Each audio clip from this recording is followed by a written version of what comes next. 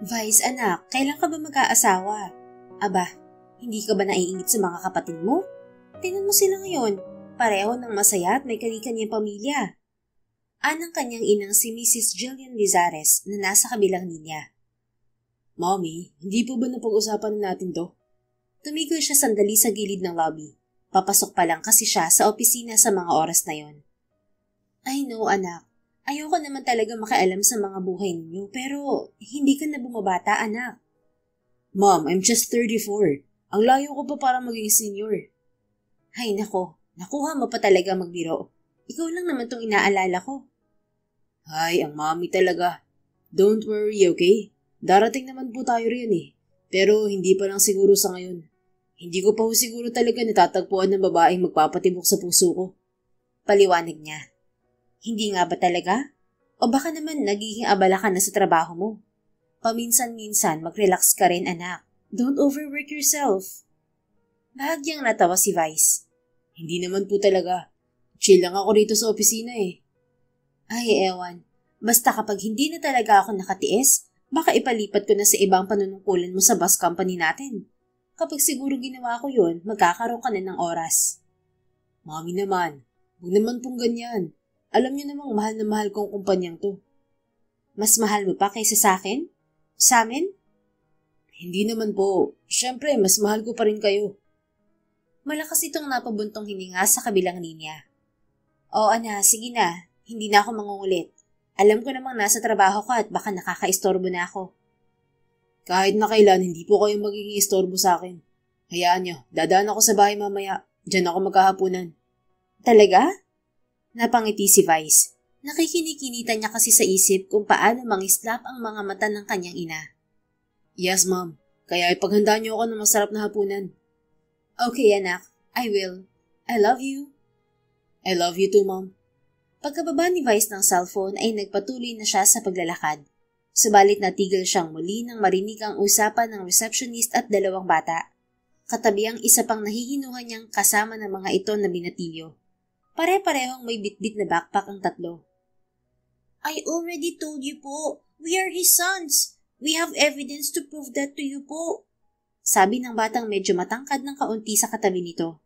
Tingin niya nasa edad 6 na ito. I'm sorry kids, pero hindi ko kayo pwedeng patuloyin. Kailangan niyo muna ng appointment bago siya makausap. Sagot naman ng kanyang receptionist.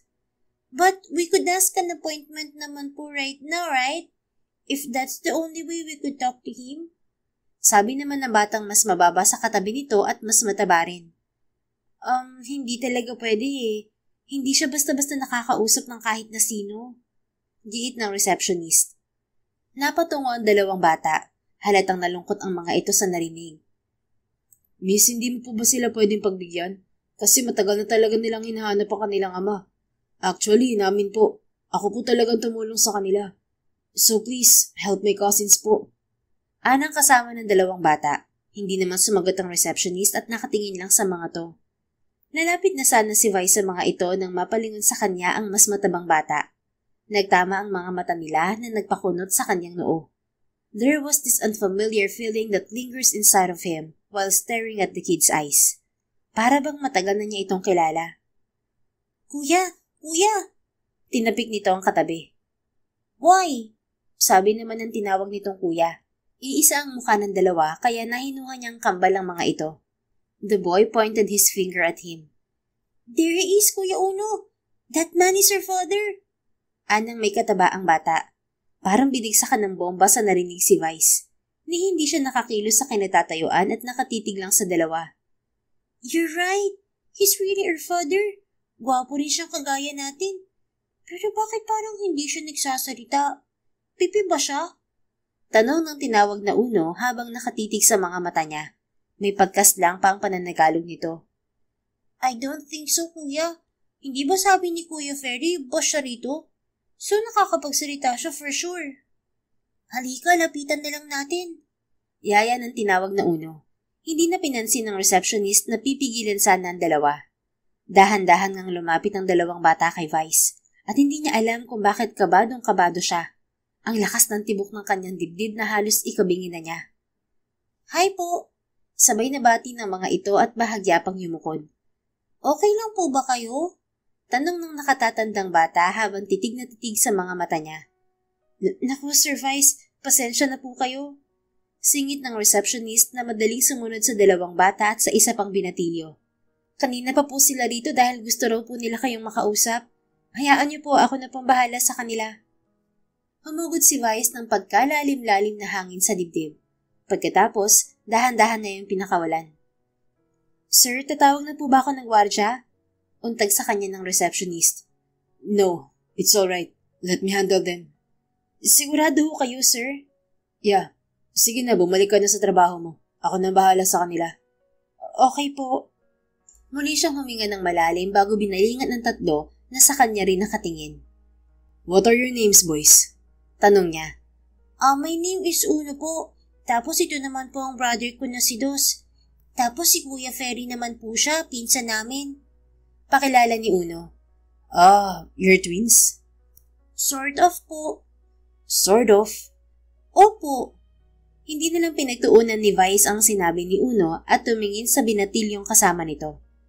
And this one is your cousin, as you mentioned. Opo. Muli ay magalang na sagot ni Uno. And you are looking for me as I've heard? Opo. Why? Nasaan bang parents niyo? Tinayaan nila kayong gumala na kayo-kayo lang. Kasama naman po namin si Kuya Ferry eh. He knows how to get here because he checked it on the internet. You know, Google Map po. Sagot naman ni Dos. Binalingan niya si Ferry at ito ang tinanong. Asan ang mga magulang nila? Si Tita Shira po ay may nilakad kaya ako na lang po ang sumama sa kanila. Huwag po kayong mag-alala. Nagpaalam naman po kami sa mami ko. Sagot nito. Nagsalubong ang kanyang mga kilay. Shira?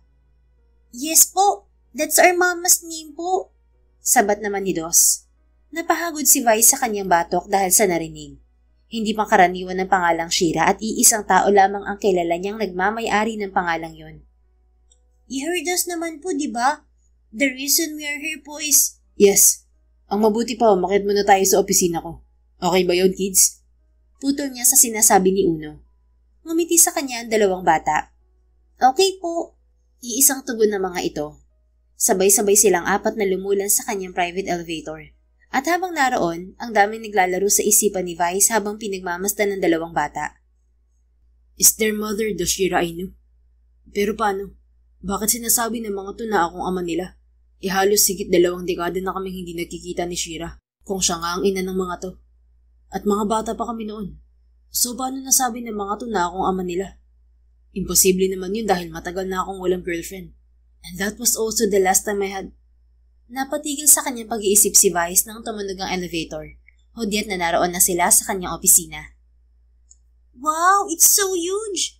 Sa inyo po ba lahat ng to? Bulalas ni Dos. Para kasi may mini city roon na may mga miniature buildings, roads, bridges, establishments, park, school, church, market, and everything they could see in the city. Frustrated architect kasi si Vice kaya kapag may oras siya, yun ang ginagawa niya. Yes, these are all mine. Hindi niya napigilang ngumiti nang makita ang nangingislap na mga mata ng dalawa. Architect po kayo, sir? Tanong ni Ferry. No, just simply a businessman. Pastime ko lang ang paggawa ng kung ano-ano. Anya bago niyaya ang tatlo sa loob ng kanyang opisina. Nagpahanda na rin siya sa kanyang sekretarya ng pwede nilang snacks. Now, tell me the whole story. Paano niyo nasabing ako ang tatay niyo? Hindi na nakatiis na tanong ni Vice sa tatlo. Ganito po kasi yun. Kuya Ferry here is a genius when it comes to computer. Kasi yung totoo po, hindi po talaga alam ni Mama kung sino ang tatay namin. Umpisa ni Uno na tila matanda kang magsalita. Bakit ngayon sinasabi niyo nga akong tatay niyo? That's the point po. Mama had us through IVF and the sperm donor is unknown. But like I've said po, because we wanted to know our father, Kuya Ferry hacked the hospital site in the US. He searched for my mama's clinical record, and he also traced the donor's name. And that is you po according to the files. Sagot pa rin ni Uno na halata ang katalinuhan sa batang edad. Para nga siyang nakikipag-usap sa doktor. Napainig si Vice, may paghanga sa talento ng mga kabataan sa computer, pero nag-alala rin siya. Grabe naman ang talino niyo. Kay babata niyo pa. Alam niyo bang bumabayad pa ako ng malaki para lang sa mga IT? Tapos sa inyo, sisiw lang ang ganyan. Paano niyo naman ako nahanap dito? Don't tell me hinak niyo rin ang files ko. Hindi po. Hinanap namin ang pangalan niyo sa social media at nalaman namin na CEO kayo ng isang sikat na bus company and other businesses under Lizaris Conglomerate. Nasa Manila lang din po kami kaya pinuntahan na namin kayo rito ngayon sa main office niyo. We don't want your wealth po We just want to meet and find you. Given that reason, pero alam niyo bang illegal ang ginawa niyang pag-trace sa akin sa ospital? Pwede kayong makulong, boys. We know po. We didn't want to hurt anyone po. Pinilit lang po namin si Kuya Ferry para mahanap ang tatay namin. At kaya po kami narito ni na Kuya Uno para po malaman kung totoong information na nakuha ni Kuya Ferry. I hope din po na palagpasin nyo na lang ang naging paraan namin ng paghahanap sa inyo. Promise po, hindi na yun mauulit. Segunda naman ni Dos. Napasandal sa kinauupo ang sofa si Vice. Dama naman niyang mababait ang mga batang ito at pagsasabihan na lang din niya ang ina ng mga ito. Maya-maya, binalikan niya sa isip ang mga panahong nasa US sila ng kanyang mga kapatid para sa kanilang pag-aaral sa kolehiyo. There's one time that his friend, a doctor, asked him if he wanted to donate his sperm to a certain fertility facility. Biro pa nito, baka raw yun ang gagawa ng kanyang legasiya. Kapipilit na kaibigan, pumayag na rin siya dahil nga kailangan daw ng klinik ng mga donors. May bayad naman daw. Aanhin ba niya ang pera? Anak siya ng bilyonaryo sa Pilipinas. Gusto lang talaga niyang tulungan ng kaibigan. Sir Vice, ano pong masasabi niyo? Sorry po talaga sa paraan ko ng pagtuntun sa inyo. Ngayon ko lang po yun ginawa, promise. Alam ko po kasing labag yun sa batas. Kaya lang naaawa na po kasi ako sa mga pinsan ko Gustong gusto talaga nilang mahanap ang papa nila.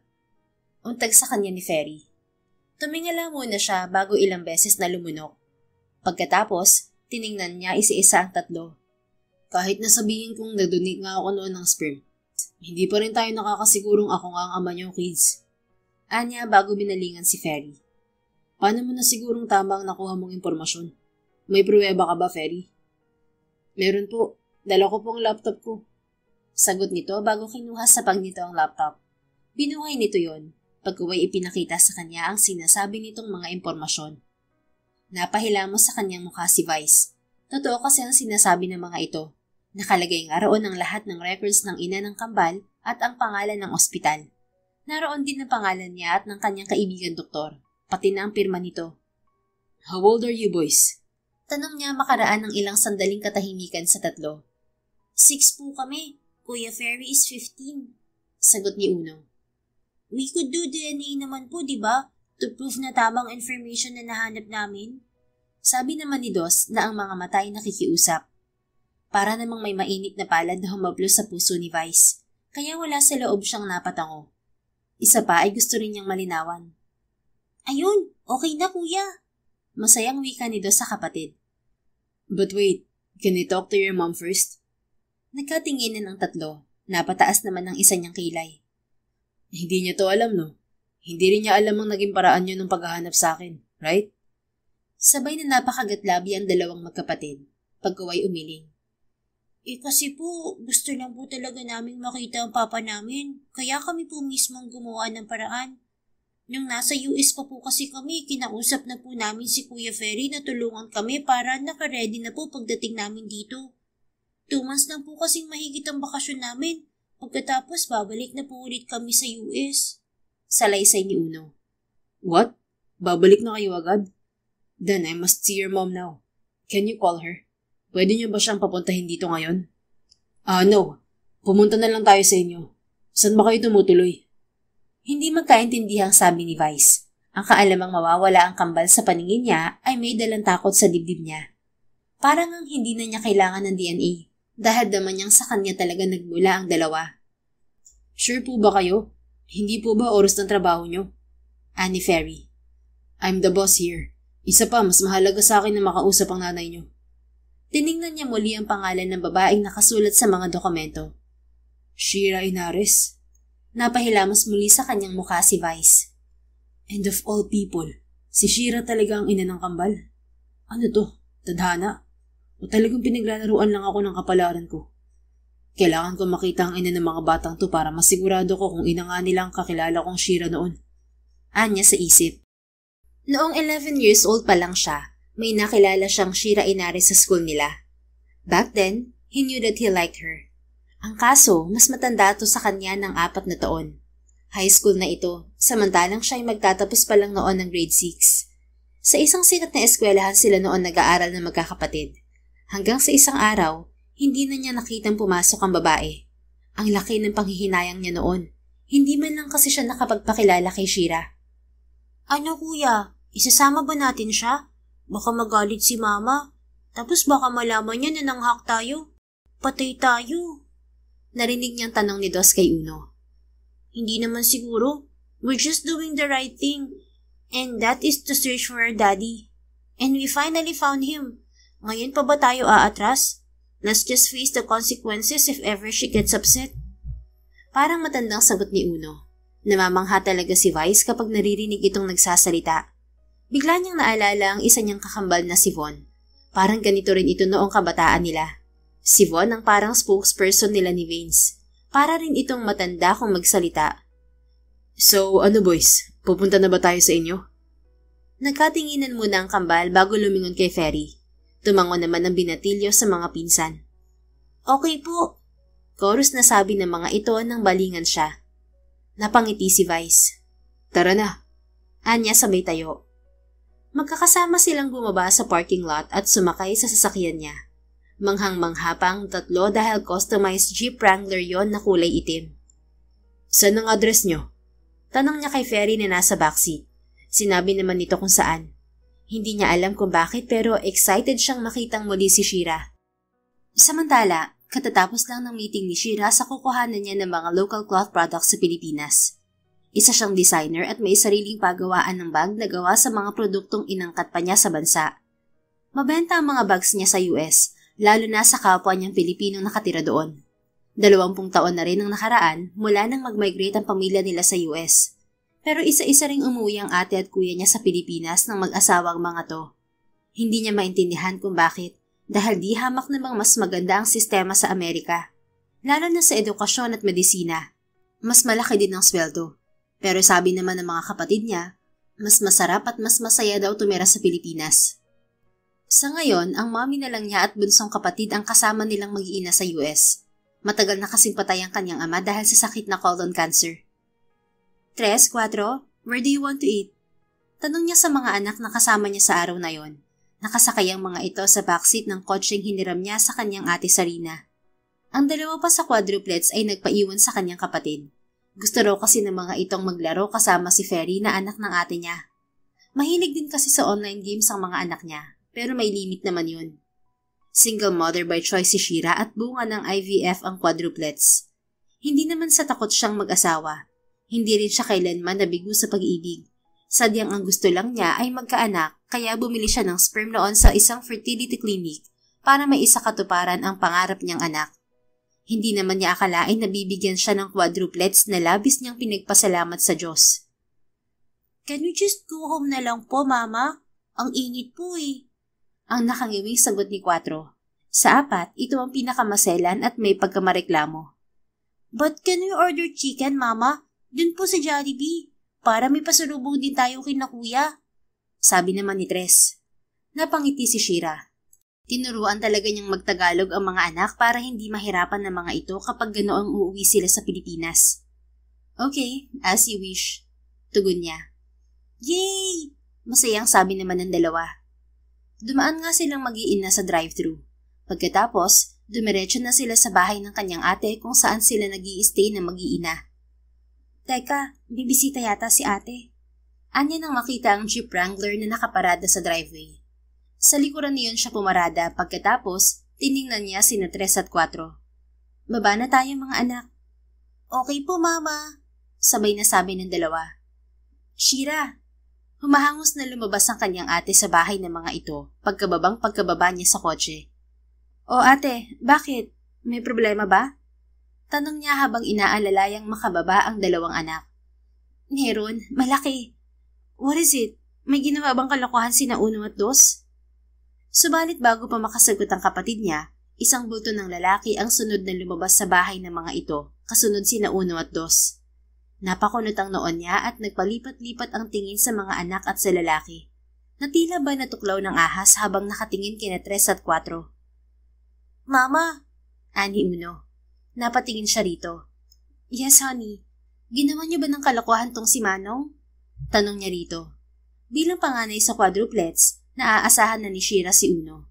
Responsable ito at masunurin. Kaya lang, dahil bata pa ang kanyang mga anak, hindi talaga maaalis sa mga ito ang paggawa ng kalokohan. No po, Mama. Sagot nito. Then what is it? Tumingin siya sa lalaking hindi pa rin kumikibo sa kinatatayuan nito.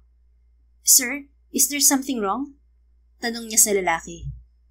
Wait, quadruplet sila? Gulat na tanong ng lalaki na pinagtaka lalo ni Shira. Nakatitig ito kay 3 at 4. Oo, bakit? Sino ka ba? Anong ginawa ng dalawa kong anak sa'yo? Lumapit naman sa kanya ang kanyang ate Salina at bumulong. Siya raw ang ama ng mga anak mo. What? Napaigtad lahat ng kaharap ni Shira dahil sa lakas ng boses niya. Isa-isa niyang tiningnan ng mga anak bago ang lalaking wala pa ring imik. Mama, sorry po. Apologetic na wika ni Uno. Ilang beses siyang huminga ng malalim. How? I mean, paano niya nalaman? Di ba sinabi ko na sa inyo noon na hindi ko siya kilala? It's my choice not to know the identity of the donor dahil kaya ko naman kayong buhayin. But now, napailing siya bago binalingan ang lalaking ngayon ay nakatitig na sa kanya. I'm so sorry to bother you, mister. Hindi ko alam kung paano nalaman ng mga anak ko ang tungkol sa'yo. Pero wala naman akong planong ipaako sa'yo ang kahit na anong responsibilidad sa kanila. This was just misunderstanding. Dagdag pa niya. Napahagod sa may kalaguan nitong buhok ang lalaki. She could see the frustration in his eyes. But what bothers her more was the lingering feeling inside her. A kind of feeling she never felt before. Dahil sa sibling gawin na yun ng lalaki, para bang nag-slow motion ang paligid at ultimo ang paggalaw ng bawat hibla ng buhok nito ay nakikita niya. The aura he was giving was powerful, lalo na kapag titig na titig sa kanyang itim na itim nitong mga mata. The combination of his square jaw face and his thick eyebrows made him look even hotter, added to his tower-like figure. Malaki rin ang pangangatawan nito, sadyang matangos ang ilong, habang ang mga labi naman ay natural na mapupula. Kailan nga ba ako huling tumingin sa lalaki na may paghanga? Wala, ngayon lang. Pagsasagutan ng kanyang isip. Can we talk? Just the two of us? Anito sa baritonong tinig. Muntik pang mapapikit si Shira kung hindi lang niya napigilan ng sarili. Kids, pasok muna tayo sa loob. Sayang kasi kapag lumamig ang pasalubong ni mama niyo sa inyo. Kainin na muna natin to. Mabilis na mangyaya ng kanyang ate Sarina sa kanyang mga anak. Pero po, tumingin kay Shira si Uno. I'm so sorry po, Mama. We just wanted to know our father kaya po namin siya pinahanap kay Kuya Ferry. You know he's capable of doing that. And now, we really found him. We found our father. Totoo po yun. Anito sa kanya. Pero anak, hindi ba sinabi ko na sa inyo na hindi naman na importante kung sino ang tatay nyo? Akala ko ba nagkakaintindihan na tayo? Malumanay niyang wika kahit medyo inis na siya. Alam ng kanyang mga anak kung paano nabuo ang mga ito dahil ayaw niyang kalaunan ay ulanin siya ng mga tanong. Subalit ngayon, may maliit na parte ng puso niya ang nagsasabing dapat ay hindi na lang ngayon ginawa para wala na siyang sakit sa ulo sa mga sandaling yun. Napatango si Uno. Halatang ito ang pasimuno sa nangyayari. Mama, don't be angry po kay Kuya. Sumang-ayon naman po kaming tatlo sa gusto niya eh. Pagtatanggol nito sa kapatid. So, alam niyo rin pala to? Usapan niyo na ba talaga na hindi kayo lahat sasama sa akin kanina dahil dito? Tumango ang apat. Napabuntong hininga si Shira. Sige na, mamaya na tayong 5 mag-uusap. Pati si Kuya Ferry. Kami muna mag-uusap ng taong inistorbo niyo. Lumingon siya sa lalaki. Vice, I'm Vice Dizares. Pakilala nito na tila nakuha ang tingin niya. Alright, kami muna ni Mr. Dizares ang mag-uusap mga anak, okay? Marahan lang na tumango ang kanyang mga anak bago sumama sa kanyang kapatid pabalik sa loob ng bahay. Matagal nang naisara ng mga ito ang pinto pero ni isa sa kanila ni Mr. Dizares ay walang nagsasalita. Tumingin siya sa kawalan, pagkaway sa lalaking tila tinatangay sa kung saan ang isip. I'm sorry, Mr. Dizares. Truly, hindi ko talaga akalain na gagawin nila to. Basag ni Shira sa kanilang katahimikan. Naroon na ako. But the fact that they wanted to see me means a lot. Hindi sila gagawa ng illegal kung hindi sila nasasabik sa ama. Illegal? What do you mean? In-explain naman ni Vi sa kanya ang ginawa ng pinsan ng mga bata. God, hindi ko alam na aabot sila sa ganun. Aware kasi sila na bunga sila ng sensya. Kaya hindi nila ako kinukulit tungkol sa papa nila. Kaya pala excited na silang makasama ang Kuya Ferry nila dito sa Pilipinas. Ito pala ang plano nila. Sorry talaga, Vice. I know na nagulo ang mundo mo dahil sa biglaan naming pagsulpot. No worries, hindi naman kita oobligahin na suportahan sila o akuin. Bunga sila ng teknolohiya at aware ka noong nag-donate ka ng sperm na wala kang pananagutan sa magiging bunga ng binhi mo. Tama? Aware din ako sa confidentiality ng donor at wala akong kailangang habulin sa ama ng magiging anak ko. I know. Nabasa ko noon ng kontrata sa fertility clinic. At oo, inaamin ko na nawindang ako sa pagsulpot nila. Pero there's something in me na sinasabing pananagutan ko sila at hindi ko sila pwedeng pabayaan. Alam kong ayaw mong ipaako sa akin ng responsibilidad sa quadruplets, Shira. At nakikita ko naman na kaya mo nga silang buhayin. Pero naghahanap pa rin sila ng father figure. I think that must be filled. Sagot nito. No, Mr. Lizares, call me Vice. I hate formalities when it comes to serious matter like this. Nakadama ng inis si Shira, pero pilit niya yung itinago. Okay, and like what I was saying, hindi ko kailangan ng kahit na ano. Ikaw yun, pero hindi ang mga bata. Ibang nararamdaman nila sa bagay na to. They even went to my company and begged my receptionist just to talk to me. And I couldn't just stand here and do nothing. At ano sa palagay mong gagawin mo? Like what a true father does. Paano kung ayaw ko? Then try me. Nangahamang wika nito. Marahas na napahugot ng hangin sa kanyang dibdib si Shira.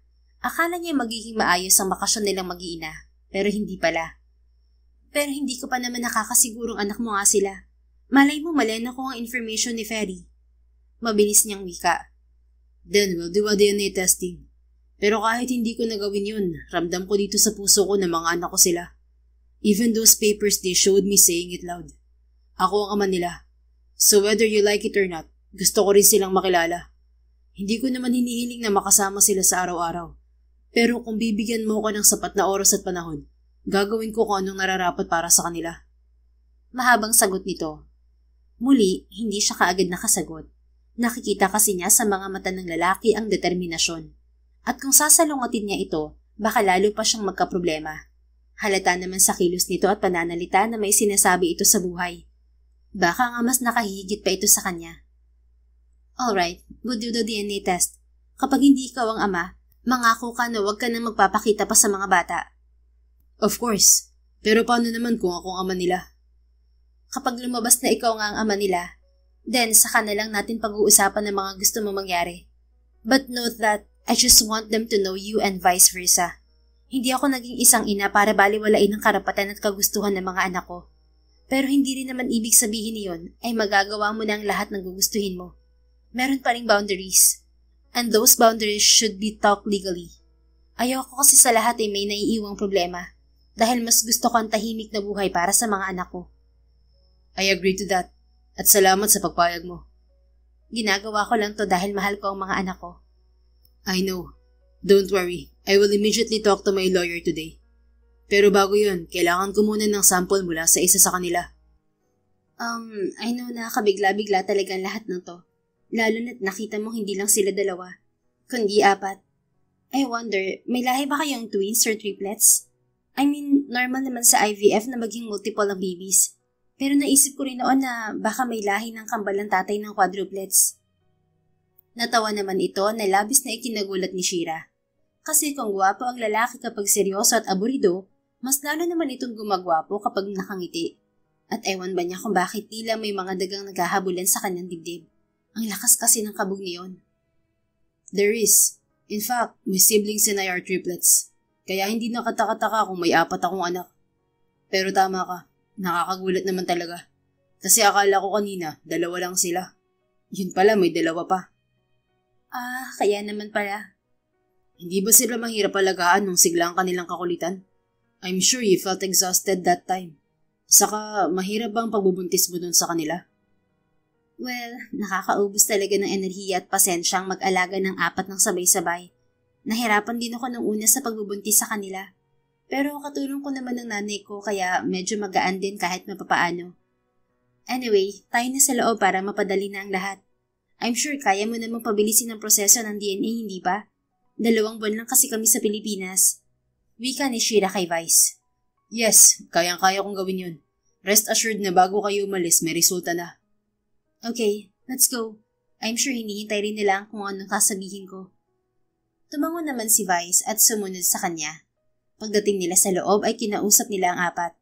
Tuwang-tuwa naman ang mga ito dahil sa pagpayag niya sa DNA test. Somehow, nakabawas yun sa iniisip niya. Pero alam ni Shira na darating din ang araw na magiging problema niya ang nagaganap. Saka ko nalang iisipin ang bagay na yun. I'll just cross the bridge when I get there. Sa ngayon, mas importante ang kasiyahan ng quadruplets. Anya sa isip. Mabilis na lumipas ang 2 araw. Pinarush talaga ni Vice ang resulta ng paternity test at kasalukuyan na niya yung hawak habang kaharap si Shira. Naroon sila sa kusina ng bahay ng ate nito at mas piniling silang 2 na lang muna ang umalam ng resulta. Dahil ayaw nilang makita ang pagkadismaya sa mukha ng quadruplets kung sakasakali mang hindi siya ang ama ng mga ito. Ready? Tanong niya sa babae. Tumango naman ito. Ikaw na magbukas. Ibinigay niya rito ang kulay puting sobre pero umiling to. No, ikaw na, Vice. Huminga muna siya ng malalim bago binunit ang dulo ng sobre. Pagkatapos, dahan-dahan niyang hinugod doon ng papel. Tumingin siya kay Shira. Go on, nandito lang ako. Anito sabay ngiti, pero halata namang kinakabahan din ito. Kakabog-kabog ang kanyang dibdib na binuksan ng papel. Malakas siyang napamuran ng mabasa ang resulta, kasabay ng mabilis na pagtayo. Oh my God! Bulalas ni Vice. Is it true? Ikaw ang ama nila? Yes, I'm the real father. Oh God. At walang sabi-sabi niyakap niya si Shira. Nagulat man ang babae pero nakuha pa rin itong tugunin yon habang hinahagod ang kanyang likod. Did you know that I was so scared, Vice? Pinakawalan ito ni Vice at pinakatitigan sa mga mata. Bakit naman? Natatakot kasi ako masaktan silang 4 kung hindi ikaw ang ama nila.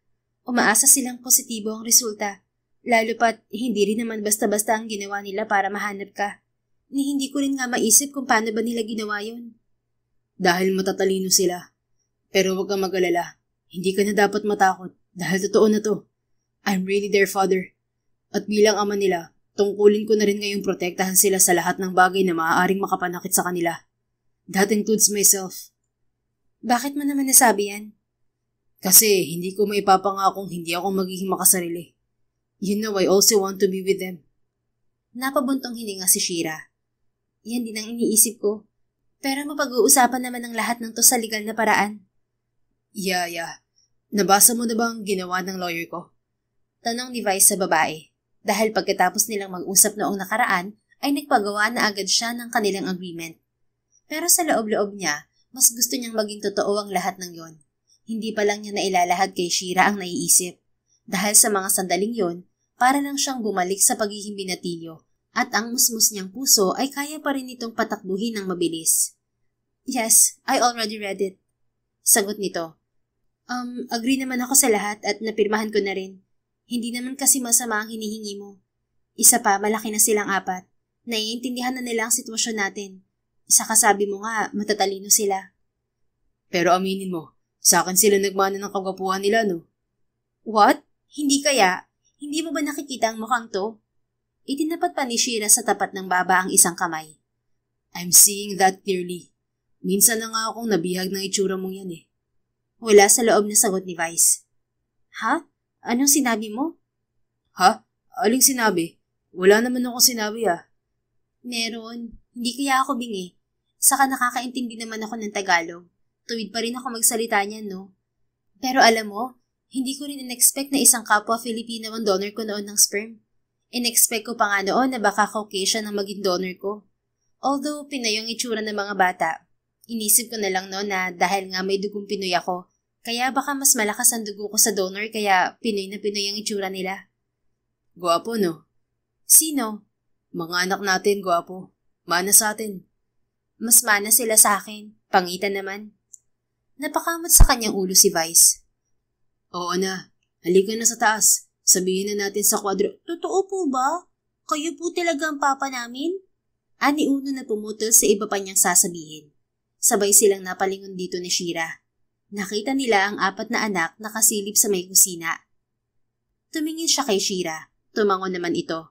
Kaya marahan siyang lumapit sa kanilang mga anak. Pumantay si Vice sa mga ito. Will you be happy if I say yes? Opo. Iisang tugon ng 4. Napangiti si Vice. Well, the result said yes. I am truly your father, boys. Really? Duet ng mga to. Yes! Yay! May papa na kami. We really found him, Kuya Uno. May makakalaro na tayo ng basketball. Sunod-sunod na wika ng quadruplets. Pagkuha yumakap kay Vice. Hindi naman niya napigilan ng maluha. Never in his life that he felt so happy like that. Until that very moment.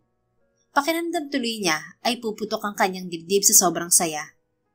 Si Mama ba walang hug? Ani Shira na nasa tabi na nila. Kasi sa pagkakaalam ko, sinuway niyo pa rin ako, boys. Kumawala naman ang 4 sa ama. Of course, meron din po, Mama. Sabi ni Dos. Pumantay rin si Shira sa mga ito. Madali naman itong niyakap ng 4. Sorry po, Mama. Ani Uno. It's okay, honey. Naiintindihan ko naman kung bakit niyo ginawa yon. Hindi na po ba kayo galit? Tanong ni Tres. No, why would I be mad? Tandaan niyo, hindi kailanman kakayaning magalit ni Mama sa inyo dahil mahal na mahal ko kayong 4. Hindi ba nga I always tell you na you are my life and happiness? Kaya kung para sa kasiyahan niyo, I'll always be here to support you and give you my blessings. But next time magsasabi kayo kay Mama ha? What you did is very sensitive and against the law. Ani Shira. Nakausap na nito ang quadruplets pati si Ferry. Nagsorry na rin ang mga ito at nangakong hindi na uulit. Opo, thanks po Mama. Duet ng 4. Ilang sandali ring dumaan ang katahimikan bago kinabig ni 4 si Vice payakap sa mga ito. Pinagitnaan silang dalawa ni Shira ng quadruplets. Now we're complete, wika ni Uno. Can we have a family picture? Sabi naman ni 4. Of course. Panabay nilang sambit ni Shira bago bumitaw sa pagkakayakap sa mga ito. Starting today, we'll do everything as one. As family. So maganda na kayo dahil ipapakilala ko na rin kayo sa lolo at lola nyo. Pati na sa mga tito nyo at mga pinsan. I'm sure magugulat silang lahat kapag nakita kayo. Ani Vince. Yay! Tawang-tawang sabi ng 4. Malapad siyang ngumiti sa mga ito. Pagkaway isa-isang ginulo ang buhok ng mga bata. I love you, boys. We love you too, Papa. Mama. Sagot ng mga ito. I love you, mga anak. Ani Shira. Tumingin si Vice dito. Thank you, Shira. Thank you for being the best mom for them and for doing what's best for our kids. Like what you've said, it's for their best, so you don't have to thank me. No, I still want to, because that's the right words to say. Isa pa, hindi mo tatawaran ng lakas ng loob mo para isilang at balakihin sila ng mabubuting bata. That's because I want to become a better mom. And you became the best. I don't think so. Yes, you are, Shira. Hindi na ito sumagot. Kimilang itong ngumiti sa kanya. She's blushing. May halong panunod yung bulong ni Tres sa mga kapatid. Oo nga, namumula si Mama. Ngayon ko lang siya nakitang ganyan. She never blushed in front of any man. Kay Papa pa lang. Segunda naman ni 4, pabulong din. Hindi mapigilan ni Vice ang matawa. Dinig na dinig kasi nila yun ni Shira kaya't mas lalo itong namula. Boys, naririnig ko kayo ha? Ani Shira. Naghagikika naman ng 4. Kitang-kita ni Shira sa mukha ng mga anak kung gaano kasaya ang mga ito sa tuwing kasama si Vice. At dahil nga paikli na ng paikli ang bakasyon nilang mag-iina, nag-leave muna sa trabaho ang lalaki para daw mas mapagtuunan nito ng oras sa mga bata. Naipakilala na rin nito sa pamilya nito ang kanilang mga anak. Pati na rin siya, na bukod sa gulat ay masaya rin sa nalaman. Si Vice na lang kasi ang walang pamilya sa magkakapatid. Nalaman niya na matagal na pala itong inuudyokan ng mga magulang na mag-asawa na. Naging madalas ang paglabas-labas nila at pamamasyal. Hindi naman pumapayag ang mga bata na hindi siya kasama. Gaya ngayon, naghahayaan ng quadruplets na sa bahay ng ama matulog. Tulog na ba sila? Ani Shira nang silipin si Vice sa master's bedroom.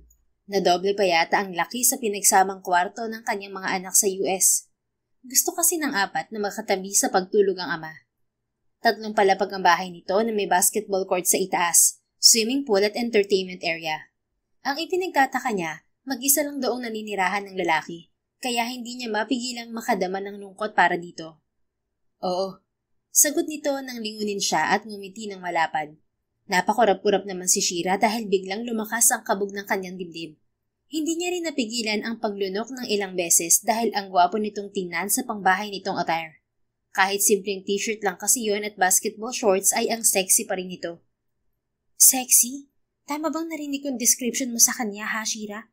Aba, parang kakaiba na yan, Kasi ni minsan hindi ka pa nagbigay ng ganyang komento sa isang lalaki. Ngayon lang. At ano yung pabago-bagong tibok ng puso mo, ha? Huwag mo sabihin may gusto ka na sa kanya. Sabi ng kanyang isip. Ano? Hindi kaya? Pabulong na asik niya sa sarili. Ha? May sinasabi ka, Shira? Kunot noong tanong ni Vice. Hindi niya alam na nakatingin pa rin pala ito sa kanya. Wala. Ang sabi ko lang, uuwi na rin ako. Ha? Agad-agad? Hindi ba pwedeng dito ka na lang matulog? Nakakahiya naman. Ang mga bata na lang. Safe naman sila sa'yo. Bakit naman ayaw mo? Malaki naman ang bahay ko at tayo lang naman ang narito. I'm sure matutuwa ang mga anak natin kapag namulatan ka nila dito bukas. Pero wala naman akong baong damit Hindi yan problema. I have so many clothes. Hindi agad nakasagot si Shira. Damit mo?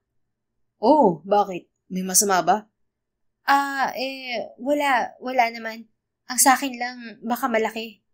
That's not a problem. I'm sure you're still sexy on it. Ha?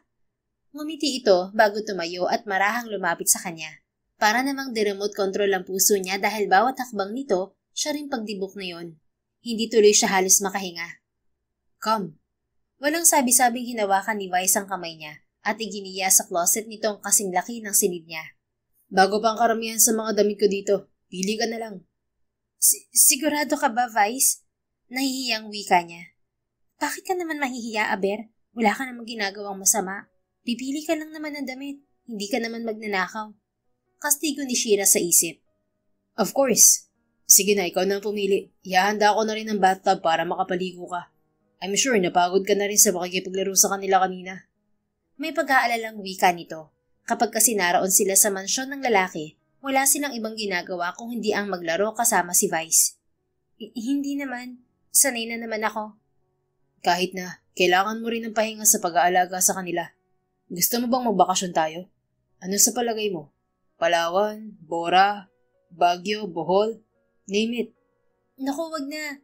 Pahinga na rin naman tong ginagawa ko kasama kayo. Hinawakan siya ni Vice sa magkabilang balikat, pagkuway umiling. Napatingin naman siya sa mga kamay nito. Damang-dama kasi niya ang init na nagmumula roon. Para bang mas lalo na yung pinag-aapoy ang nadarama niya. I insist, okay? Anito. Napakagat si Shira sa pang-ibabang labi. Ang lapit-lapit kasi nila sa isa't isa at naaamoy na niya ang mabango nitong hininga. Ikaw ang bahala. Nasabi na lang niya na ikinangiti nito ng malapad. Alright, sige na, pili ka na ng damit.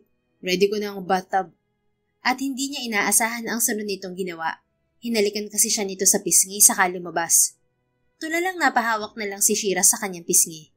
Pakiramdam niya ay nagbabaga yon sa sobrang init. Pagkatapos, hindi na niya napigilan ang impit na pag-irit sa sobrang kilig. Hihimatayin yata siya kapag ganoon ng lalaki araw-araw.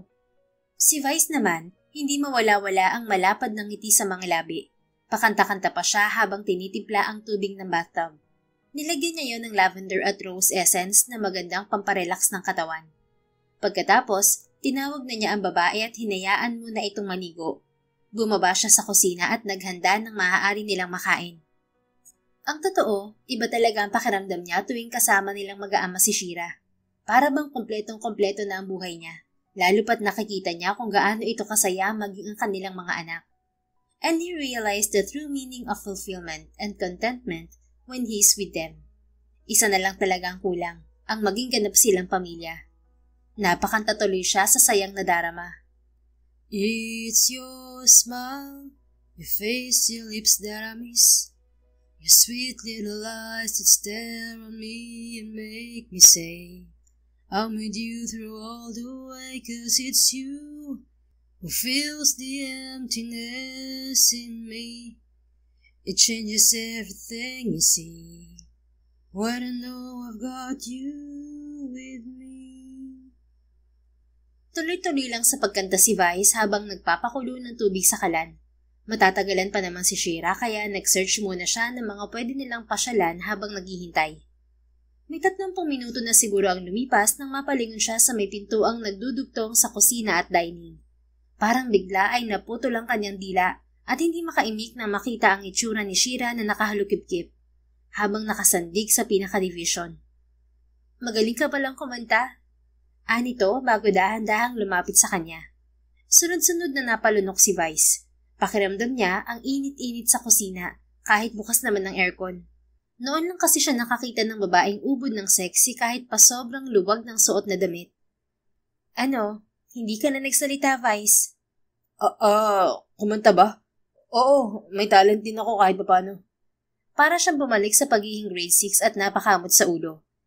Hindi lang naman basta talent. Magaling ka talaga. Ano palang ginagawa mo rito?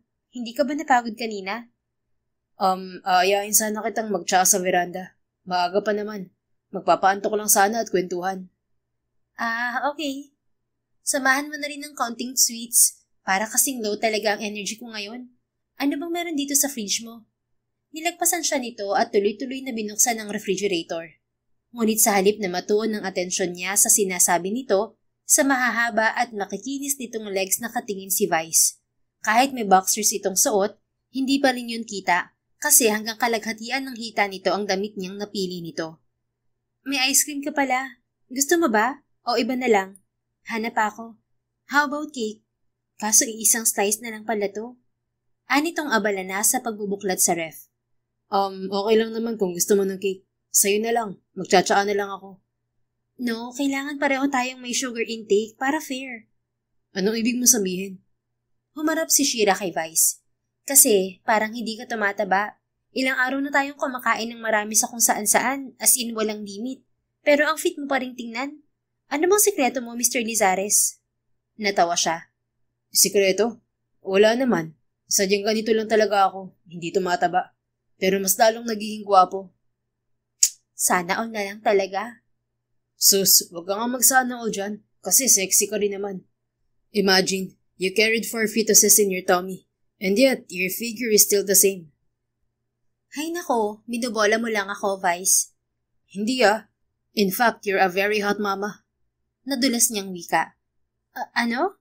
Hot mama? What I mean is, you're sexier and even prettier than before. Nagsalubong ang mga kilay ni Shira bago isinara ang ref. Before? Nakita na ba tayo dati? Huminga ng malalim si Vice. The truth is, I have a confession to make, Shira. What confession? Ang totoo kasi, grade 6 pa lang ako, kilala na kita. Grade 6? Bakit? Magkaklase ba tayo? No, we're not classmates. Just schoolmates. You were 4th year in high school back then. Ibig mo sabihin, mas matanda ako sa'yo? Ganun na nga. Pero paano mo ako nakilala? I mean, hindi naman katakatakan na sa parehong paaralan tayo nag-aral. Pero sa dami ng estudyante ron, paano nangyari yun? Sasagutin kita pero doon na sa veranda. Kunin mo na rin yung cake. Ani Vice. Excited tong ngumiti. Okay. Nilagyan muna niya ng 2 chamomile tea bags ang tig-1 tasa. Bago yun nilagyan ng mainit na tubig. Pagkatapos, sabay na silang nagpunta sa veranda. Naupo sila sa naroong sofa. So, tell me the story, Mr. Lizares. Ani Shira pagkaupo nito. Agad nitong hinagip ang cake, habang siya naman ay ang mainit na tsaa. Sabi nila, patience is a virtue. Pero hindi yata applicable yun sa'yo, Shira. Natatawang biro niya. Hindi nga, because the anticipation of knowing your story is killing me. Alright, baka kasi ako pang dahilan sa pagkapuyat mo. Inirapan siya nito. Dami pang pasakali eh. Kwento ka na kasi. Oo, ganito nga yun. Palagi ka kasing tambay noon sa library. And since aming 3 magkakapatid, akong pinakamahilig magbasa, palagi rin ako naroon. That's where I always see you. And then, bakit hindi ka nagpakilala? I mean, siguro naman gusto mo ako maging kaibigan dahil napansin mo ako. Hindi lang napansin. Dahil sa lahat ng mga estudyante, ikaw lang ang nakakuha ng atensyon ko. And yes, I wanted to approach you back then. But I'm not offering you to become my friend. Sagot ni Vice na sinadyang ibitin ang sinasabi, habang seryosong nakamata sa kaharap. Then, what is it? I want you to be my girlfriend. Ano? Bulalas nito kasabay ng pag-ulan ng kinakain nitong cake sa mukha niya. Napapikit siya. Nako, sorry. Hindi ko sinasadyang bugahan ka. Nagulat kasi ako. Ikaw naman kasi eh. Hindi magkaintindihan si Shira sa pagpapahid sa mukha niya. Ibinaba ni Vice ang hawak na tasa at hinawakan ng kamay nito. It's okay. Kagulat-gulat naman talaga ako. Totoo naman. Muntik pa nga akong atakihin dahil sa lakas ng tibok ng puso ko. Talaga?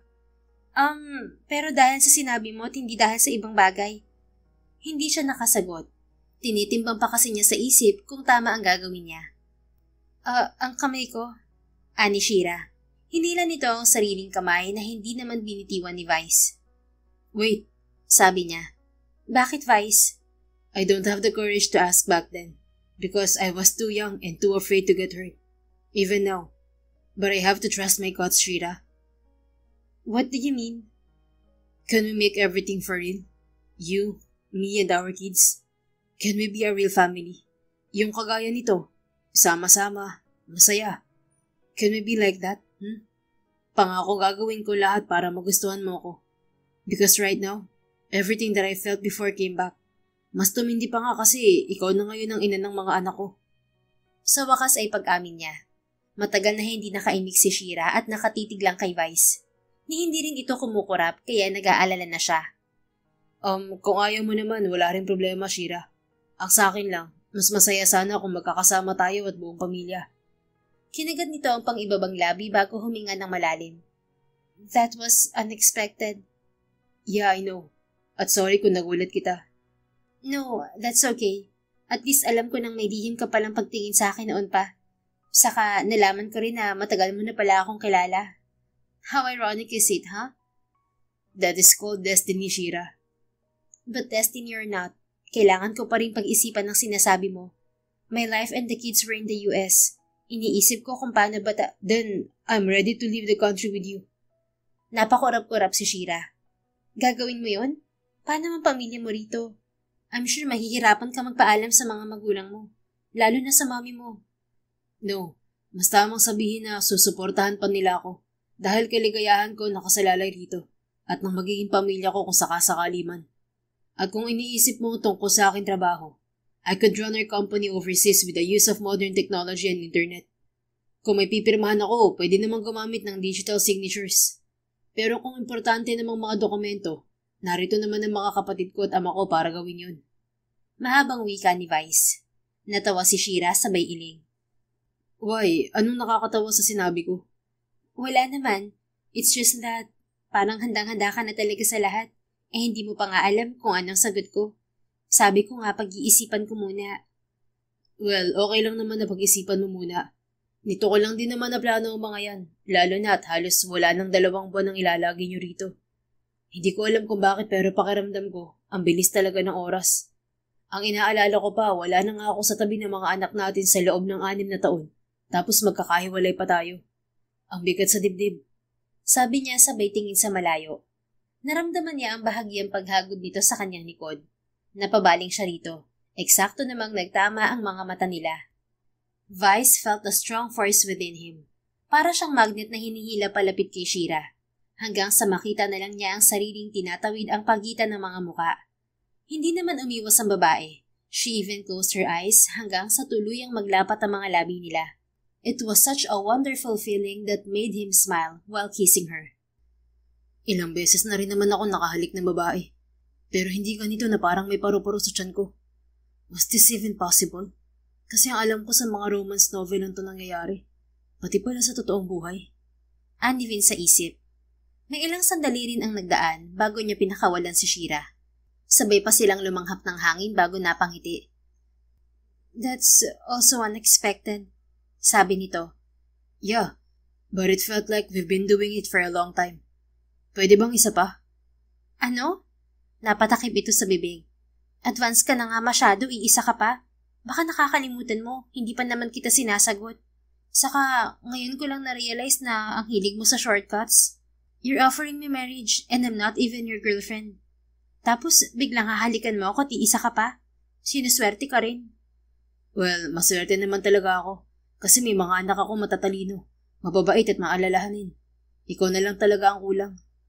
Ay sus, sige, di ka pa. Natawa si Vice. Pero seryoso, may gusto pa akong malaman tungkol sa'yo. At ano naman yun? I'm just curious. Bakit ka nagdesisyong maging single, ma'am? I mean, you're gorgeous and I could say that you have a stable career. Hindi naman siguro ako nag-iisa na nagkagusto sa'yo, hindi ba? Well, ang totoo, anak lang talaga ang gusto ko noon pa man. At mula nung tumira kami sa US, nakita kong posibilidad na kaya ko naman. Nakakayanin ko.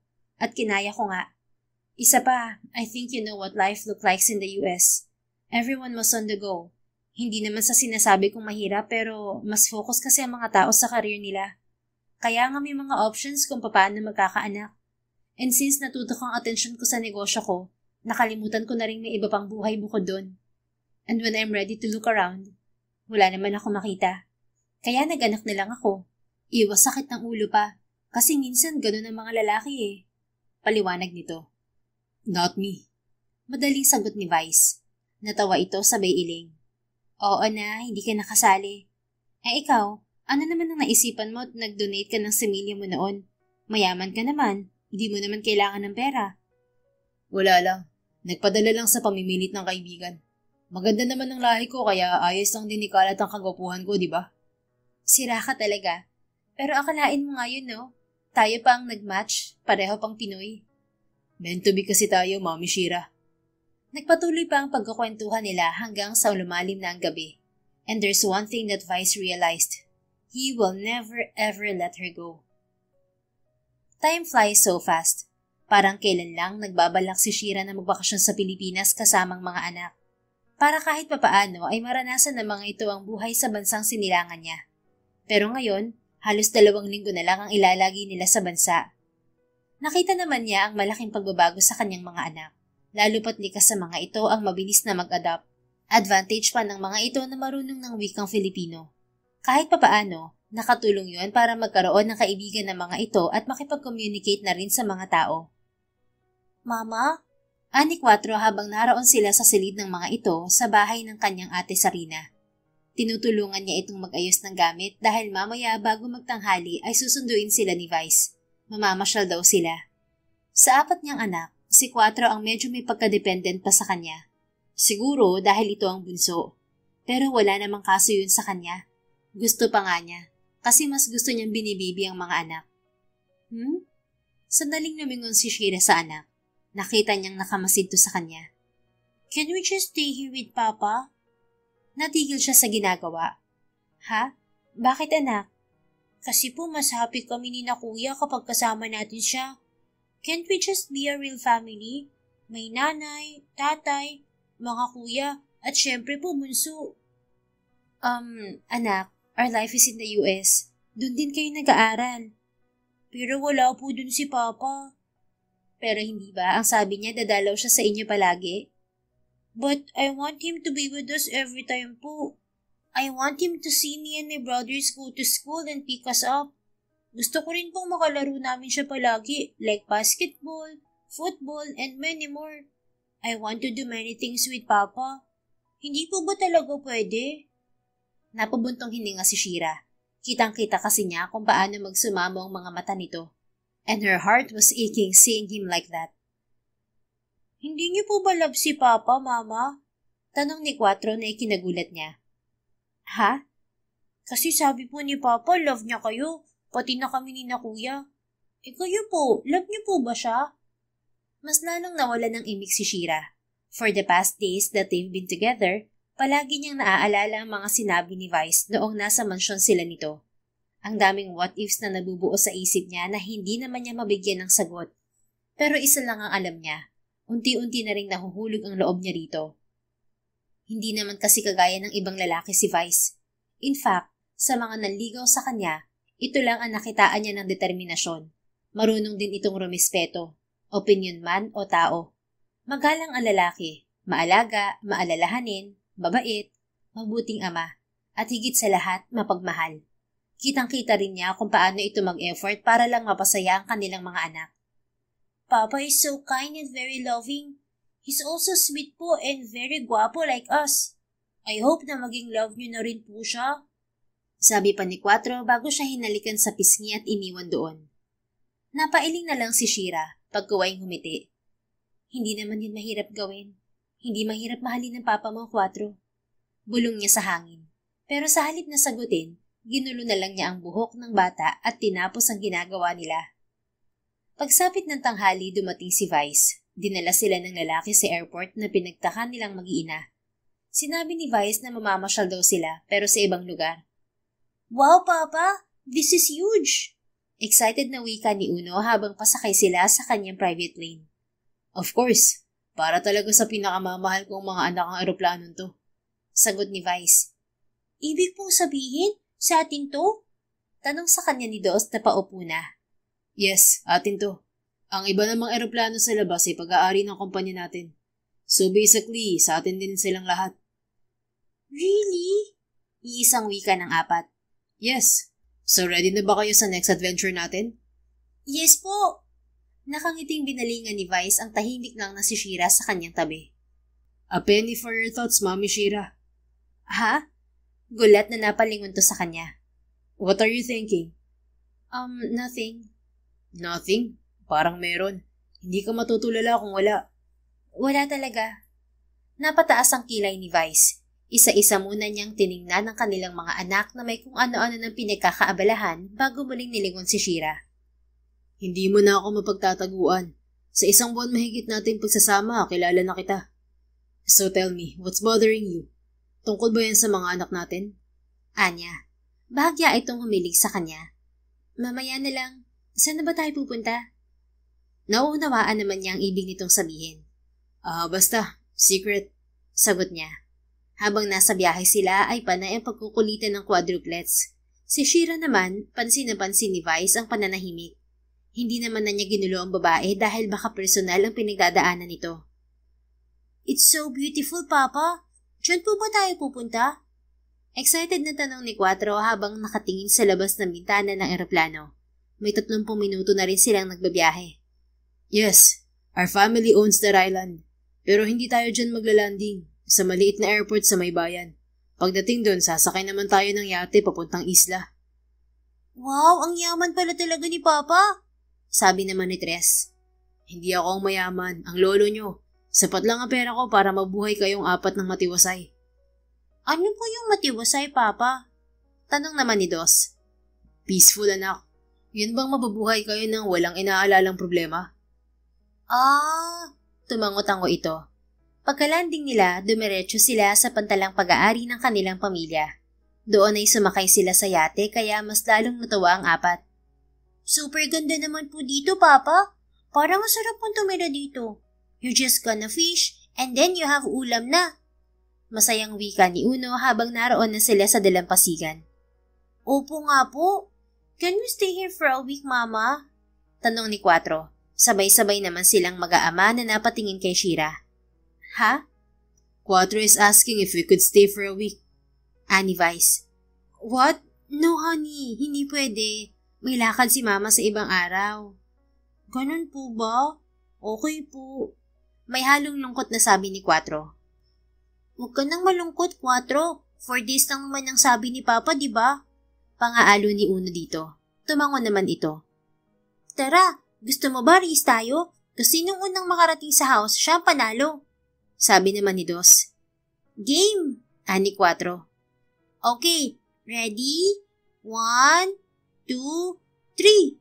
Sa hudyat na yun ni Uno ay magkakasabay na tumakbo ang 4 patungo sa pinakamalaking villa na naroon. Dahil lumalaki na ang pamilya Lizares, pinadagdagan na yun ng kanyang ama ng ilan pang villa para daw may privacy kung maisipan nilang buong pamilya na doon pumunta. Nakangiti si Vice habang pinagmamasdan ng mga anak. They really know how to take care of each other. Ano sa tingin mo? Baling niya kay Shira. Nahuli niyang titig na titig ito sa kanya. Ni hindi nga ito kumukurap. Gwapo ba talaga ako at halos hindi ka na humihinga dyan, Mami Shira? Tukso niya rito. Nagkulay hinog na kamatis ang buong mukha nito. Pagkatapos Kagyat itong nag-iwas ng tingin. Ano bang sinasabi mo? Sinabi ko lang naman na hulog ka na sa kagwapuhan ko. Ano? Hindi kaya? Talaga ba? Bakit hindi ka makatingin sa akin? Bigla ang pagbaling nito. O ayan, happy? Natawa si Vice. Very much. Kasi nakikita ko kung paano ka mataranta at alam kong dahil yun sa akin. Alam mo ba, ganyan din ako sa'yo noon. Whenever I'm in the library, I always sit at your back, 3 tables away. Yun lang ang kaya ng loob ko para lang makita ka sa araw-araw. Kaya sa tuwing magagawi ang tingin mo sa likuran, palagi kong tinataas ang librong hawak ko para matakpan ang mukha ko. Nahihiya kasi ako mahuli mo eh.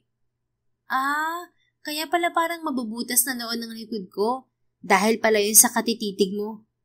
Uy, hindi naman. Slight lang. Tanggi pa eh. Bakit ikaw? Tanggi ka rin naman ng tanggi kanina pa. Natigilan naman ito at napakagat sa pang-ibabang labi. Tell me, ano ba talagang iniisip mo? Is it about us? Napipressure ba kita, Shira? No, hindi naman sa ganun. Ano? Tungkol ba to sa mga bata? Sa pagbalik nyo sa US? Huminga ng malalim si Shira bago sumagot. 4 talked to me this morning. Ang sabi niya, kung pwede raw ba kaming dito na lang magstay kasama ka. O kaya naman, kung pwede ka raw naming isama sa US. Kanina pa talaga siya binabagabag ng mga sinabing yun ng bunso nila. Kasi siya man ay gusto ring makasama si Vice sa araw-araw.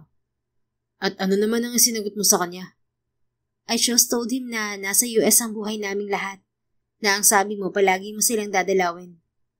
Then what did he say? Sabi niya gusto raw niyang makasama ka araw-araw. Ihatid sundo silang 4 sa eskwela, maglaro, at gawin ang mga bagay na gusto niyang gawin na magkakasama. Hindi naman ako nakasagot kasi baka masaktan ko lang siya kapag ginawa ko yun. Hinawakan ni Vice ang kanyang kamay. You know I can do all of that. Sagot mo lang ang hinihintay ko, Shira. Pero ayoko namang gawin mo ang isang bagay dahil iniisip mong obligasyon mo yun. Mas gusto ko pa rin ng puso mo ang totoong magdidikta sa'yo. Gusto ko bukas na talaga yan para sa akin. Wika nito. Napangiti si Shira. Kahit papaano, lumuwag ang kalooban niya. Pero wala pa rin bang sparks, Mami Shira? Hindi ko man lang ba nayayanig ang mundo mo? Kahit katiting ba, hindi ka napakilig? Sunod-sunod nitong tanong. Hindi naman, meron naman. And I also realized something while talking to Cuatro. Pag-amin niya. Ano naman yun? He asked me kung love daw ba kita. Kasi ikaw, mahal mo raw kami. That's right. So what's your answer? Anitong halata sa itsura ang pag-asam na positibo ang sasabihin niya.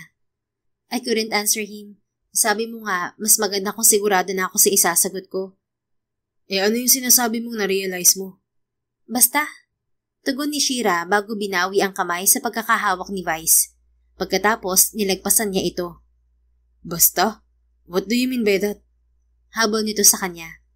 Ibig sabihin, malapit-lapit ka na sa finish line, Vice. Napatakbo ito sa unahan niya bago tumigil.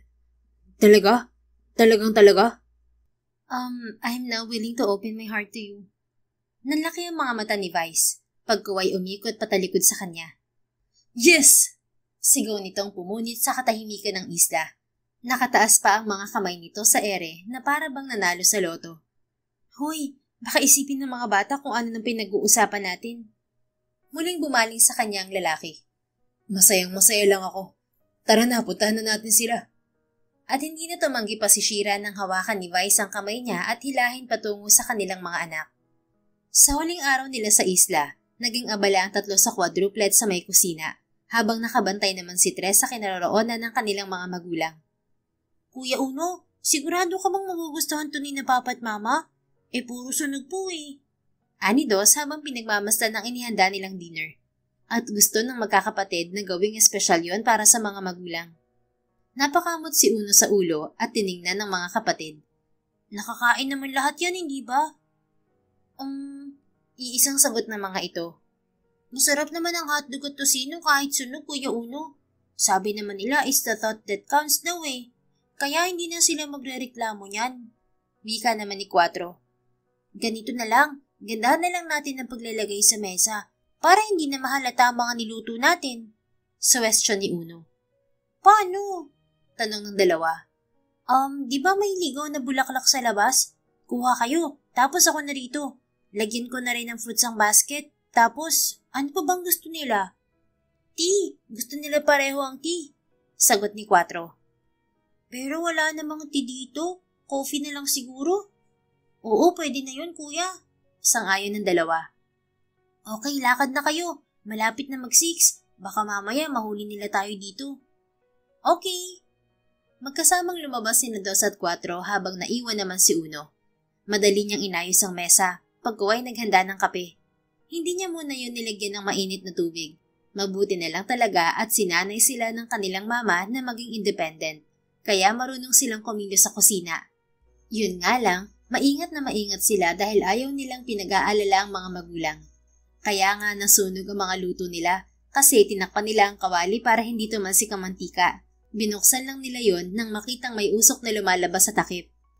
Saktong tapos na siya nang bumalik si 2 at 4. Wow, okay naman pala eh. Hindi na halatang sunog ang ating niluto. Ani 4. Sabi ko naman sa inyo eh. Sige na, ilagay nyo na yan sa isang baso na may tubig. Sumunod naman ang 2 kay 1. Pagkatapos, pinuntahan nila si 3. Ano, okay na ba? Tanong nito. Oo, okay na. Saan na sila? Ani 1. There oh. Itinuro ni 3 ang kanilang mga magulang sa may dalampasigan. Nagkatinginan silang 4 pagkuway nag-appear. Mukhang hindi na natin kailangan ng offline getting in love. Mukha namang love na ni mama si papa eh. At humagikik pa si 2. Oo nga, sana nga totoo. Kasi para lagi na natin kasama si papa. Segunda naman ni 4. It will. Huwag kayong mag-alala. Para ano pat nandito tayo? Di ba nga nagawa nating hanapin si papa? Sabi naman ni 1. Basta, sa akin, masasaya ako kapag kumpleto tayo. Lalo na kung ikakasal si mama at papa. Ani 3. Oo na, wait lang kayo. Tara na, tawagin na natin sila.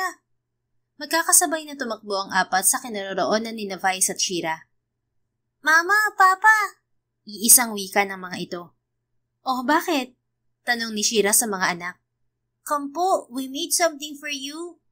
Hinawakan sila ng kanilang mga anak sa tigi-isang kamay at hinila sa pabalik sa villa. Kailangan na ba naming ihanda ang sarili namin? Pabirong wika ni Vice. Depende po. Sagot naman ni 1. Nagkatinginan silang 2, pagkuway sabay na natawa at hinayaan na lang ang 4 na dalhin sila sa kung saan. Close your eyes po, mama, papa. Sabi ni 3 pagdating sa sala. Madali naman silang sumunod ni Vice. No peeking po bawal madaya. Sabi naman ni 4 habang ingat na ingat sa pag-alalay kay Shira. Pati na si 2. Natawa silang muli hanggang sa tumigil sila sa paglalakad. Okay, you can open your eyes na po, mama, papa. Ani 1. Dahan-dahan ang ginawa niyang pagmulat ng mga mata. Tiningnan muna niya si Vice bago ang mga anak. Surprise! Iisang wika ng quadruplets. Nako, nag-abala pa kayo. Ani Shira nang makita ang nakahanda sa mesa. Pigil na pigil niya ang matawa kasi alam niyang pinaghandaan yon ng kanilang mga anak. Kahit sunog ang mga nakahain sa mesa, na-touch siya sa effort ng mga ito. Alam niyang si Vice din. Oo nga, sana tinawag niyo na lang kami mga anak. Segunda ni Vice. Hindi na po surprise yun, papa. Sabi ni 2. Napakamot si Vice sa ulo. Sabi ko nga. Sige po, maiwan na po namin kayo. May kape po pala akong inihanda. Kayo na lang po maglagay ng tubig. Binalingan ni 1 ang 3. O ano, tara na sa kwarto mga kabal. Maglinis na tayo ng katawan. Sige. Napailing na lang silang pareho ni Vice habang pinagmamasdan ng 4 nilang anak. Nang mawala ang mga ito, nagkatinginan sila at muling nagkatawanan. Ang sarap pala talagang magkaroon ng mga anak. They really made my day even happier. Anang lalaki. True. Hindi lang yan ang kaya nilang gawin. They could also melt your heart. How about ni Mami Shira? Ha? Can I also melt your heart? Namula siya. Sus, ikaw talaga ang daming singit. Kumain na nga lang tayo ng sunog na luto na yan with love. Hinila ni Shira si Vice. Sumunod naman ito sa kanya. Pagkaupo nila, isang love song ang pumailan lang sa ere. Muli silang nagkatinginan at nagkatawanan. Ay, mukhang alam na ng mga anak natin kung paano kaliligawan Ani Vice bago nilagyan ng sunog na hotdog at tosino ang plato niya. Sa kakanin. Thanks. Pero hindi ba dapat ikaw ang gumagawa niyon? Nang alin? Nang panliligaw? Hindi ba ginagawa ko naman na? Ikaw lang talaga tong hindi pa okay. Sino namang may sabi sa'yo, Daddy Vice? Natigil ito sa paglalagay ng pagkain sa plato nito, pagkaway napatingin sa kanya. And with his eyes twinkling like stars, she could see in him their quadruplets. Ganoong-ganoon ang mga ito kapag sobrang saya. Oh, bakit natahimik ka, Daddy Vice? Tanong ni Shira. Kasi naman ginugulat mo ko. Totoo ba narinig ko? Tinawag mo akong Daddy Vice. May iba ka pa bang narinig? Hindi nga. Ito naman. Galit ka? Hindi kaya. Tingin ko nga, hindi ko kakayaning magalit sa'yo kahit na kailan. Magtampo oo. Kagaya ngayon. So, nagtatampo ka na pala ng lagay na yan. Ang cute mo palang magtampo, kinakausap pa rin ako. Para ka rin mas mukhang kinikilig kaysa nagtatampo, Daddy Vice. At sinundan yun ni Shira ng mahinhing paghagikik. Sige, tawanan mo pa ako. Titiyakin ko naman sa'yo ang sakit magtampo na to ka mahuhulog. I already did. You already... what? Say it again, Shira. Napairap siya. Bakit ba ang hilig mong ipaulit ang mga sinasabi ko, tapos in demanding tone pa?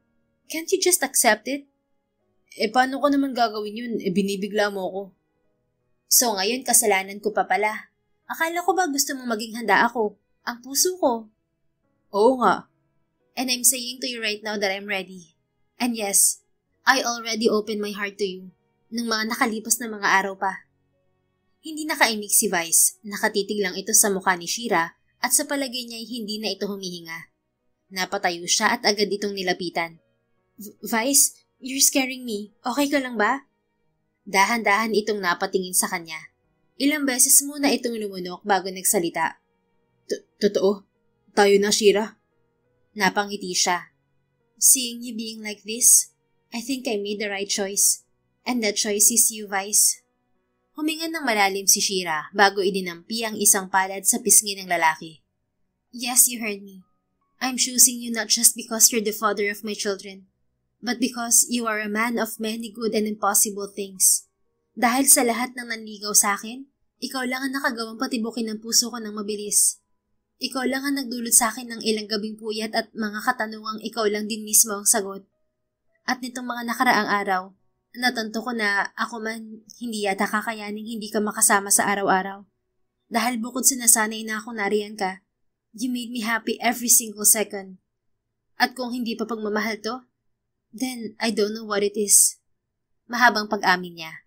Mabilis naman siyang niyakap ni Vice sa bewang. Alam mo ba kung gaano kalaking tiwala ko sa sarili ko, Shira? Sobrang laki na kahit gaano pa kalaking investor, kaya kong ipasok sa kumpanya namin. But when it comes to you, I doubt myself. Kasi hindi ko kayang ipredict ang iniisip mo. Takot ako na baka hindian mo ko. And eventually, tuluyan ang hindi patuluyin sa puso mo. Na baka ako pang maging dahilan ng pag-iyak ng mga anak natin. I don't want to hurt them. But I don't have enough courage to say that to their face. Kasi nga, wala naman akong pinanghahawakan. But now, meron na. At tiyak na matutuwa sila kapag nalaman nila to. Bahagyang lumayo sa kanya si Vice, pagkaway pinakatitigan siya sa mga mata. I know I'm not perfect, but I want you to know that I could give you and our kids my 100%. Kayo na bumubuo ngayon ng buhay ko, ang aking priority mula ngayon, at hanggang sa pagtanda natin. And yes, I want you to be my wife and bear my name. I love you, Shira. Nangilid ang luha sa kanya mga mata. I love you too. Tinatanggap ko rin ang offer mo kasi baka magbago pa ang isip mo. Not gonna happen. Pagkasabi niyon ay kinabig siya ni Vice paupo sa kandungan nito. Saka inangkin ang kanyang mga labi. Wala namang pagtutol na tumagon si Shira habang nakangiti. She could feel that Vice didn't want to end their kiss. Pero narinig nila ang tawanan ng kanilang mga anak kaya saglit silang naglayo at napatingin sa may pinto papunta sa sala. Nakasilip doon ang apat, pare-parehong malalapad ang ngiti. Boys, gusto niya ba ng baby sister? Tanong ni Vice. Nagkatinginan ng quadruplets pagkaway tumalon. Yay! Sana po dalawa agad para masaya, Papa. Ani Uno. Pipilitin ni Papa mga anak. Hoy, parang wala ako rito at parang hindi SPJ ang pinag-uusapan niyo ah. Saway ni Shira sa kanyang mag-aama. Lumapit sa kanila ang kanilang quadruplets. Basta po Mama, Papa. 1, 2, 3, 4? O kung ilan man yan, basta baby sister na po, sabi ni Tres. Oo, pero magpapakasal muna kami ng mama nyo. Payag ba kayo? Tanong ni Vice sa mga ito. Opo, payag na payag po. At yumakap ang 4 sa kanila. We love you po, Papa, Mama. We're so happy po. Iisang wika ng mga ito. We love you too, mga anak. Sabay na sagot naman ni na Vice at Shira. 4 na buwan pa ang ipinaghintay ni Vice bago sila maikasal ni Shira.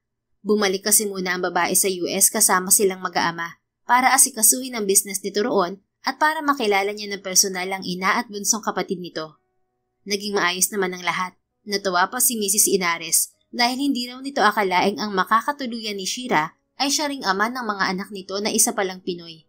Para daw talagang itinadahan na sila sa isa't isa. Inayos din ni Shira ang pag-transfer ng pamamahala ng business nito sa bunsong kapatid dahil mas gusto ng 4 nilang mga anak na marirahan sa Pilipinas. Kaya magtatayo na lang daw ito ng branch sa bansa at bibisita na lang sa US kapag kailangan turoon. Nasinang-ayon na naman ni Vice. Ganoon din kasi ang gagawin niya kung sakasakali mang ayaw ng mag-iina sa Pilipinas. At ngayon nga, hindi matatawaran ng kasiyahang nadarama niya sa dibdib habang pinagmamasdan si Shira na nakaapak at naglalakad sa buhangin ng yun ng isla nila. Doon nila piniling ikasal kasama ang kanilang buong pamilya at mga malalapit na kaibigan. Shira is wearing a white satin dress without any fungacious designs on it. It's just her dress, her long curly hair swaying through the air, the sunflower bouquet that she was holding, and the beautiful music that made everyone in awe. She was smiling from ear to ear while her eyes were teary. Kahit naman si Vice ay ganoon din, kaya naman hindi siya napigilang sikuhin ni Vince. You can cry all you want, bro. Masamang pinipigil yan. Baka mautot ka. Loko. Natawa ito pati na si Von. Ang dalawa kasi ang tumayong best man niya. Tama naman si Vince, Vice. Tanda mo ba, nung ikasal si Vince, halos maglupasay na siya sa bukid? Sabi naman ni Von. Hindi kaya, baka ikaw tong halos ilog na ang iniiyak nang ikinasal kayo ni Davy. Angil naman ni Vince dito. Hay nako, ayan na naman kayong 3. Pwede ba tigilan na ninyong pag-aasaran at baka isipin ng mga bisita natin? Nagpalaki ako ng mga anak na may sapak. Mommy! Iisang bulalas nilang 3. Natawa naman ng mga bisita. Maging si Shira ay napailing din dahil nasa harap na pala nila ito. I'm just telling you the truth. Kung noon, palagi kayong nakabuntot sa akin. Ngayon, sa mga asawa nyo naman. Iba talaga ang pagiging clingy nyo, mga anak. Napakamot si Von sa ulo. Ikaw po ang nagturo sa amin na mahalin at ingatan ng aming pamilya, Mommy. Lalo na ang aming mga asawa. Kasi higit sa lahat, sila ang magiging karamay namin sa lahat ng sandali. Sila ang mas pagod at ang 24 oras na nakabantay sa pamilya. Noon, hindi pa namin yun masyadong unawa. Pero ngayon, we truly understand what those words meant. At syempre, malaki talaga ang impluensya niyo sa amin ni Daddy. Ibig mo bang sabihin may sapak din kami, anak? Anang kanilang ama. Hindi naman po. Ang sinasabi ko lang, you will always love and accept us no matter what we do. Ani Von. Napangiti ng malapad ang kanilang mga magulang bago binalingan si Vice. Oh, narinig mo yun anak ha? Ingatan at mahalin mo si Shira nang mahigit pa sa sarili mo. Wag na wag mo siyang paiiyakin at wag mong bibiguin ang mga anak mo. Anang kanyang ina. Opo, Mom, Dad. At Iha, salamat kasi tinanggap mo ang anak ko. Bonus pa na may malalaki na kaming mga apo na kay kagwapo at kay tatalino. Hindi ko talaga akalain na mangyayari to sa aming anak. Salamat, Iha. Opo, Mommy. Tatandaan ko po ang mga sinabi niyo. Salamat din po kasi pinalaki niyo si Vice at ang mga kapatid niya ng tama. Siguro hindi kami aabot dito kung hindi sa pangaral ninyo nun sa kanya. Sagot ni Shira bago ito yumakap sa kanyang magiging biyenan. Ganoon din naman ang ginawa ni Vice sa ina ni Shira. Pagkatapos niyon, nagtungo na sila sa makeshift altar at tahimik na nakinig sa mga sinasabi ng paring nagkakasal sa kanila. Ngayon naman ay isuot niyo ang singsing sa isa't isa, kasabay ng pagsambit sa simbolong tinataglay nito. Anang pari matapos ang mahabang seremonya. Shira, kailan may hindi kita pagtataksilan at mamahalin lamang na buong puso. Ikaw at ang mga anak natin. Isuot mo ang singsing na ito at pakaingatan, tanda ng aking pag-ibig at katapatan sa'yo. Madamdaming ani Vice at dahan-dahang isinuot sa asawa ang infinity white gold na singsing sa palasinsingan nito.